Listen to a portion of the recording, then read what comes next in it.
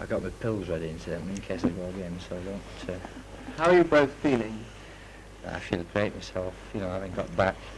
I want to get to Manchester, but we've got to wait for apparently 3 or 4 hours, so we'll go to the office in the meantime, you know, see somebody I know.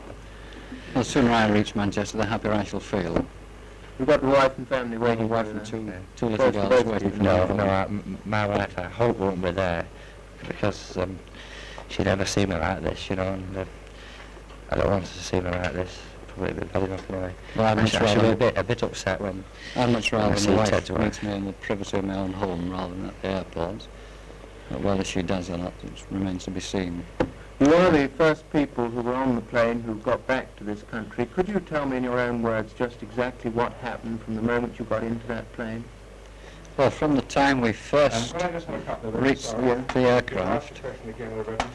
Where are we? Hang on a minute. Right, Reggie. From the time we first reached the aircraft... Can I repeat the question? That's okay.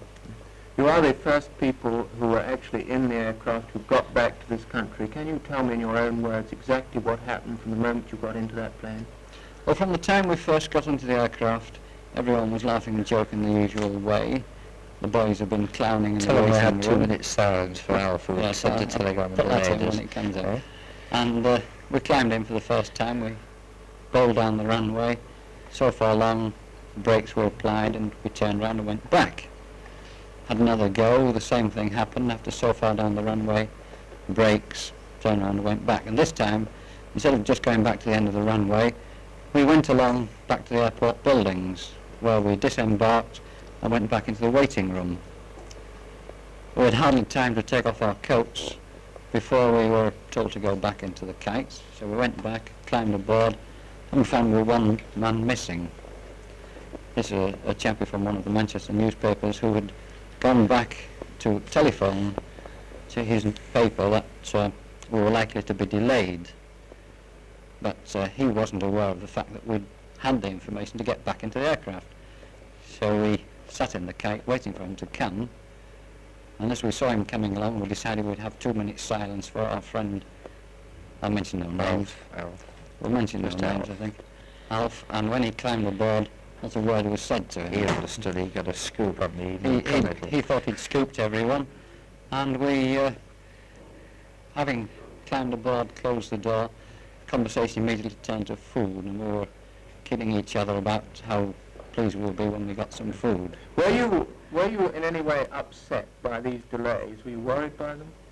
Personally, no. No, at the time, I think everybody wanted to get off. If somebody had stood up and said, well, look, it looks to be pretty bad, do you think we ought to stay here?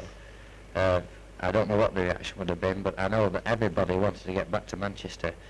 I mean, Belgrade is, you know, is not so hot anyway, and when you've been away for 3 or 4 days, you want to get back. Will you describe the actual crash? Well, we went back to the runway, having climbed aboard, closed the doors, went back to the end of the runway, and the pilot revved his engines up. He was obviously satisfied. And obviously, if the pilot's satisfied, I'm in no position to criticise him. He said that he obviously thought the engines were okay, so away we went. We got along the runway, and we seemed to be going a long, long time, thinking of the previous takeoffs we've made. We seemed to be going a long time, and I was sitting at a window seat. I looked through the window, and I was able to watch the wheels churning up the snow on the runway. Suddenly I realised that we were not on the runway anymore. The aircraft was beginning to pitch and bump a bit, so I buried my head in my arms, doubled my legs up to myself, and waited for what happened. Do you think everybody knew there was going to be an accident?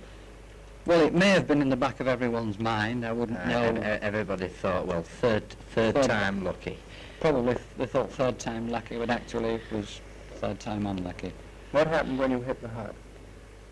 Well, actually, from the time when I saw that we were off the runway, I felt the first severe bump. From then, I don't know what happened. I just doubled myself up into a ball, put my arms over my head, and waited till everything stopped. When everything stopped, I clambered, I felt Peter climb over me. A seat slid down onto me, I sort of pushed the seat to one side. I tried the escape hatch, which had jammed. I went over the top of the seat, which was there, and scrambled out of the aircraft and doubled smartly as far away from it as I could get in a short space of time. I realised I couldn't see very well. I thought I'd lost my spectacles, but actually what had happened was that the spectacles were splattered with mud and water. So having wiped them clean, I could hear Harry Gregg shouting for us to come back and help. So back I went and got stuck in with the rest of the boat. Was Gregg the hero of the crash? Definitely he was the hero of the crash. I mean, having got out myself, I ran. Apparently you should do that, I don't know, but I ran. And I could hear him shouting, and I turned round and he had his arms out, as if he was in goal. And What was he saying? He was shouting, "Come on, lads, let's get into it, Well, his actual words aren't to be repeated, but He got you back. he got us back, yes. Are these things you have on the table, are there one or two things you had in the plane and got out? No, I was hoping to get one of these autographed from a brother-in-law, actually, by the team. I'd nothing for them to write their autographs on. I couldn't buy an autograph book at Munich, and I've been trying out my pencil on one of these to get the team to autograph it so I could give it to the brother-in-law.